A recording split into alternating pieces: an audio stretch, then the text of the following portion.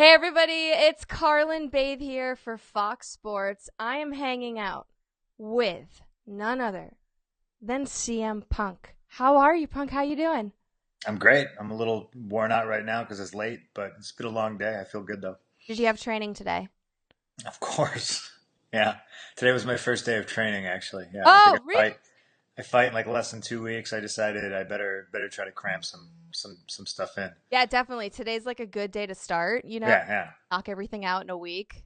Yep. Goodness. How should I refer to you as? Are you CM Punk to most people or are you Phil Brooks? I think I'm punk to most people, just regular old punk. We've been trying to ditch the initials for years. You can call me Phil. I don't care.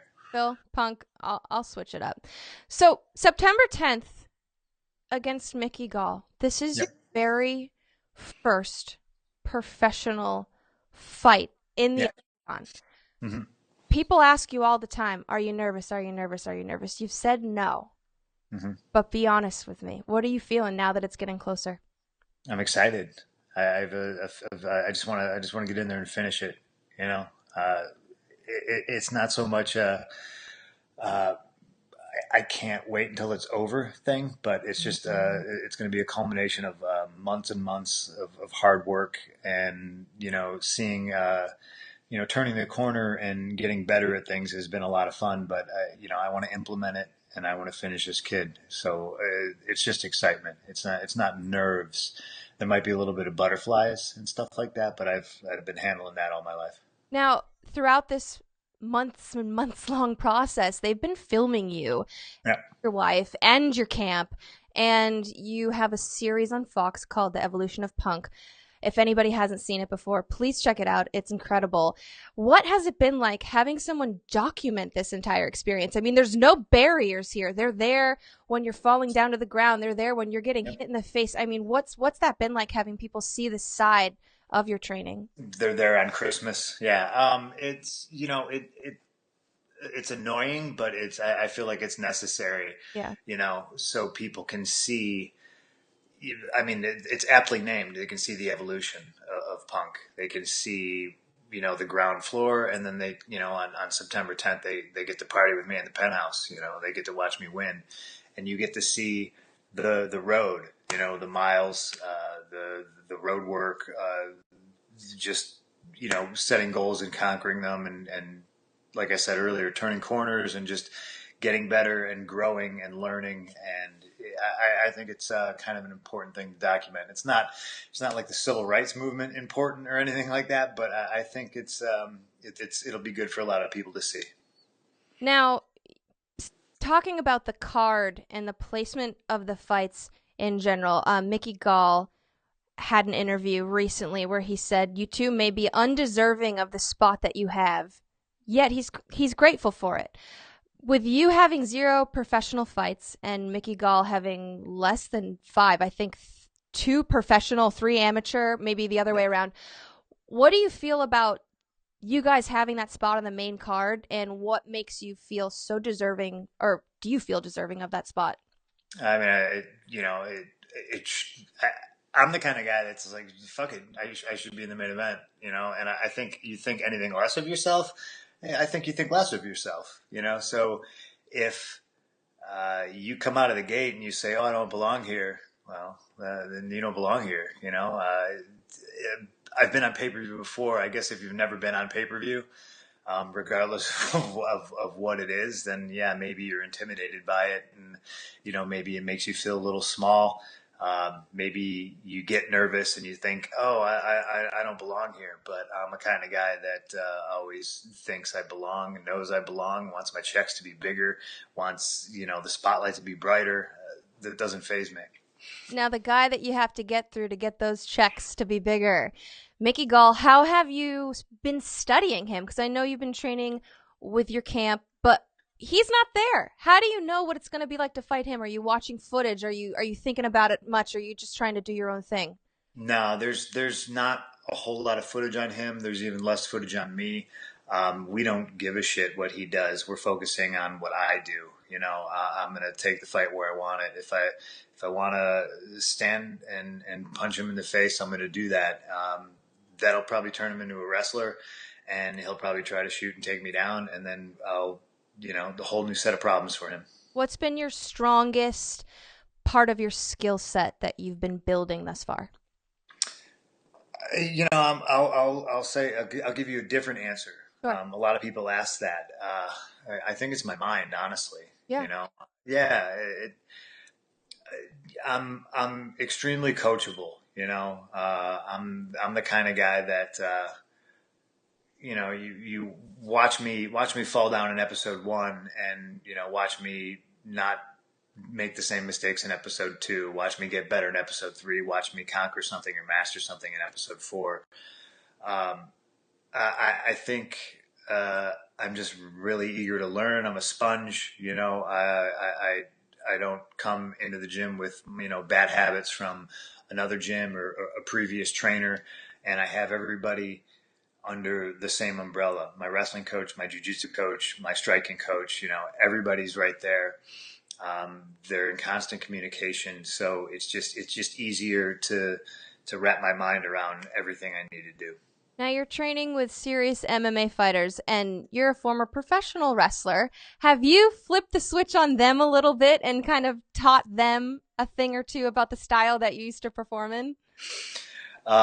It's sometimes it gets it breaks down in the room, and it turns into it turns into a little pro wrestling scrimmage. But what I try to do is help the guys with their promos. Love it. teach them how to talk. You're the best at that. So if there's anybody that should be helping them, that's you for sure. So they're lucky to have that. Now, you've said this yourself. People are expecting you to get knocked out. You've said that as a quote. What? Obviously, you feel otherwise. And aside from that scrutiny that people are giving you, what are you feeling deep down on the inside is going to be the outcome of this match? Oh, my hand raised way high in the sky. Possible, performance bonus. Because that's the funny thing about people not really having high expectations for you is, you can blow them out of the water, and you could perform way better than anybody thinks, and it's all about belief in yourself. And I believe in myself, and I'm not letting anybody try to, take money away from me. That gets me really angry. So, I'm looking to perform the best of my abilities, and, what's going to be shocking to the rest of the world won't be shocking to us. It's just business as usual. Now, believing in yourself seems to be kind of like the mantra of you and your camp and the reason why you're doing this. Can you speak more of the moment where you flipped and thought, I'm going to be a professional MMA fighter? Where were you? Were you sitting on the couch? Were you inside of a WWE ring? Were you itching to get out of somewhere? Do you remember that specific moment where in your heart you knew that that was going to be your next step? No. The funny story is I remember sitting on. I was watching October baseball. It was the Royals. I can't remember who they were playing, and no. Actually, no. I was sitting on Cliff Compton's couch. We were watching Thelma and Louise. Okay. So there you go. There we go. And I got a random phone call from Dana White, and like I answered the phone. He was all out of breath, and I was like, "What are you doing?" And he's like, "Hey, sorry." He's like, "My kid just, his football team just won, this championship game or this really awesome game or something like that." And he was straight up just like, "Hey, we want to talk to you about fighting." And I was like, "Okay." Like we had talked about it before, but it always felt more of like a kind of, like a punch in the shoulder kind of, "Hey, you ever think about getting in there? Let's blah, blah, blah. Let's do that."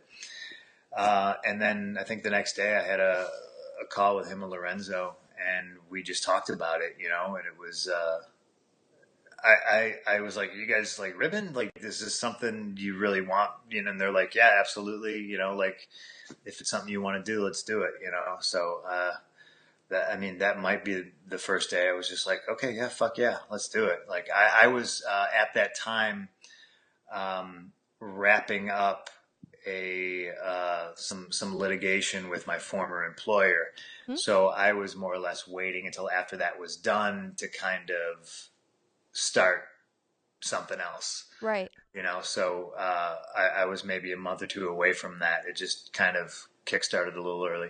I do notice you are fighting under the name that you used to wrestle under. Is that something that you'll continue to go along with? That you're completely clear to use CM Punk and that's all thumbs up with everybody, or? Oh yeah, I mean I own my name.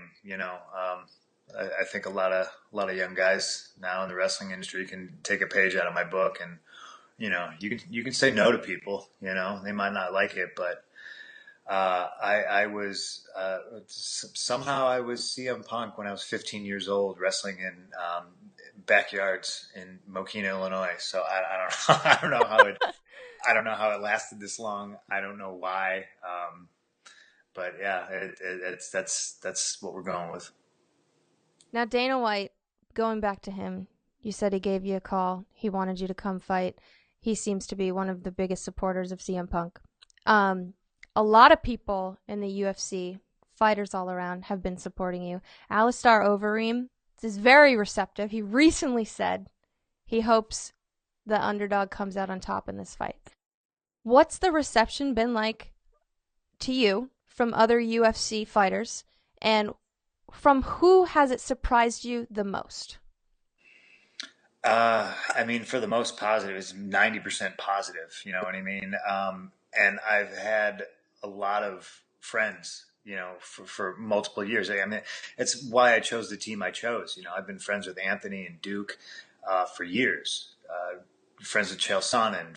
Like I have a litany of people that I've been friends or at least friendly with. So, and I think it comes mostly from the high level fighters. Mm-hmm. They're awfully like accepting of the whole thing, because I get being pissed. I get not liking the idea of me doing that. I understand all that. I understand all criticism levied at me from anybody who's ever stepped in the octagon, but it just seems like more like a high level guys. Um, like, and even some who early on like criticized me, kind of like done a 180, totally shocked me too. UFC 200, I was doing an autograph signing, and like the guy I was signing the autograph for, like started like pointing behind me, and I heard somebody yelling my name, and I turned around, and I was on a riser, and Nate Diaz was on the ground, and he was like, "Hey man, come here," and I was like, Oh, "Oh, what's up?" Yeah, I was like, "What's up?" And he was the nicest fucking guy. You know what I wow. mean? Like I never met him. Yep. I'd met Nick before, and it was just, it was kind of one of those things. It was just like, he has this image, and here he was, and I didn't, like I'd never ever been in the same room with him before, and he was just like, "Hey man," and I don't know if this will get him mad. This might ruin the image of Nate Diaz, Out of here. but he was like, "Hey man, I talked some shit before, and like I don't know you, and I'm sorry." And he was like, "Gilbert and Ronda said that you're a cool dude, and they love you, and so and I was like, I started looking around for like the cameras, I was like, "All right." I was Oh, like, I thought that was like super, super cool of him, like super nice guy. I mean, same weekend, like guy like Dominic Cruz, like these high elite level fighters, and they're just like, well, hey, I hope you get out of it what you want, like I'm sure some of them probably have their doubts, but they're very open minded to the idea. They're super cool about it. do you think the ones that have their doubts are a little bit jealous? Because I can see Nate Diaz coming to you and apologizing because he's kind of on that same level of stardom. He doesn't have anything to worry about. He's getting those big main card matches as well and fights and things. Do you think the guys that are doubting you are just jealous that they're not in that position? Well, I think big fat paychecks will definitely kind of mellow you out. You know what I mean? But yeah, maybe. Yeah. Maybe I know a lot of people will draw the comparison of like, I was very vocal and outspoken about like part timers in professional wrestling. Yeah. Um, you can draw the parallels, but it's kind of apples and turnips. It's like there's guys that are workhorses in professional wrestling that I still feel every year will get overlooked for the big stars and all that. But it's different in the aspect. I don't think UFC has like a cap on the number of fighters they have under contract, and the number of active fighters is always changing. Yeah. And you could say that there's a guy like Mickey who wouldn't even be here if it wasn't for me. So jealous, I don't know, but maybe a little bit. I understand that. Was I jealous of Rock when he came back to main event 2 WrestleManias when I felt like I needed to main event one? I don't think jealous Right. was the word to best describe that. So I don't know if I can use that same word in this situation. This is my only WWE question. Oh boy. I said no wrestling questions. Darn it, Carrlyn. Just my only question. So I know you don't miss the WWE. You've told everybody. You say it all the time. I don't miss high school, Punk. No one misses high school. I've used that. I miss Miss Kinney, my English teacher from sophomore year. Fuck her. You don't miss her. No, I miss Miss Kinney. Okay. Do you miss anything or anyone about that company? Sure, there's individuals that, you see on a daily basis that, one day I just stopped seeing. It's, there's a quote in the movie Stand By Me: friends go in and out of your life like the busboy at the local restaurant, at the local diner, and that's kind of life. Screws fall in and fall out, and I've kept in touch with some genuine folks from there. And there are some that, if I run into an airport, probably, hug and, say, hey, how you doing? Catch up real quick. There's definitely people in situations and stuff like they miss, but those are memories. Those are all good memories, but the thought of going back there is like the thought of going to summer school. It's just like you have nightmares about it, and you wake up and you're like, oh, whew, I don't got to go to school anymore. That's true. As much as I love Miss Kinney, I definitely don't wish that I was back in high school. You quoted Stand By Me. You'll enjoy this segue. Will Wheaton. Yes. A star in Stand By Me. You are Twitter friends with Will Wheaton. You are Twitter friends with Bailey, the mascot for the LA Kings. Who? Bailey! Oh, he's going to be so bummed when he watches Who's Bailey? You're friends with Bailey. And you guys have the craziest Twitter beef when it comes to hockey season. Sometimes I get looped in that. It's wild. It's madness. Why are you such a devout Chicago Blackhawks fan, and why do you hate the LA Kings so much? Well, it was really hard being a Blackhawks fan for a great many years. Being a Chicago sports fan is kind of like being on a roller coaster, but Blackhawks took it to like a whole different level. So to see where the team used to be, and what they did with the whole franchise, and where they are now, I think is amazing. They almost like the team and the management almost punished you for loving the Blackhawks or loving hockey, or even you couldn't watch games on TV. Stuff was blacked out. Like it got ugly. Less than 8,000 people at the United Center. Tickets were still like ridiculously expensive. Still a fan through all this. Yeah, unfortunately. Yeah. Those lean years, you know what I mean? And then they started spending money, and I remember the first person, maybe not the first, but like the really high profile person they spent money on was, crap. Now I'm blanking. Taves? What? Taves? Jonathan Taves? No. Taves. We got Taves because we suck so bad, like a draft pick. So got him from the Senators. Why can't I? You're blanking and I'm blanking. Yeah, but they're building the team. And because you gotta spend money, and you gotta show all the free agents that they're willing to spend the money on them and stuff like that. And they just weren't for so long. It was depressing, but they turned it around. And they went from like the bottom sports franchise in America to the number one sports franchise in America. So, and the rivalry with the Kings is just, it's given us the best playoff hockey in the last decade. It's just when you lose some of those heartbreaking games like the Western Conference Final, and I think 2014, that was just a drag. I was good for you guys, but and I think it was a foregone conclusion. Like that was the real Stanley Cup. Like whoever was going on to play the Rangers was winning the cup, and the Kings did it. Good for you guys. You didn't make the playoffs the next year, but we don't have to talk about that. Ugh, brutal years. For people wondering what he's referencing, I used to work for the Kings, and that was a brutal season. Not making the playoffs again after. Oh God, I don't even want to talk about it. You want to talk about how Dustin Brown's not the captain anymore, but he's still on the team? That's awkward. That is very awkward. That's awkward. I just don't want to know how that conversation went down, and I don't want to know what his relationship is like now with the locker room. That can't be good. That's brutal. That is just so brutal. I mean, Thornton went through it, and he was okay with the Sharks, but it's. Marian Hossa, that's the name that I was blanking on. Sorry, Hossa. Oh, there we go. Yeah, I'm an idiot. Well, there's a public apology to him. Hey, comic books, you still writing them? And when are we going to see the next one?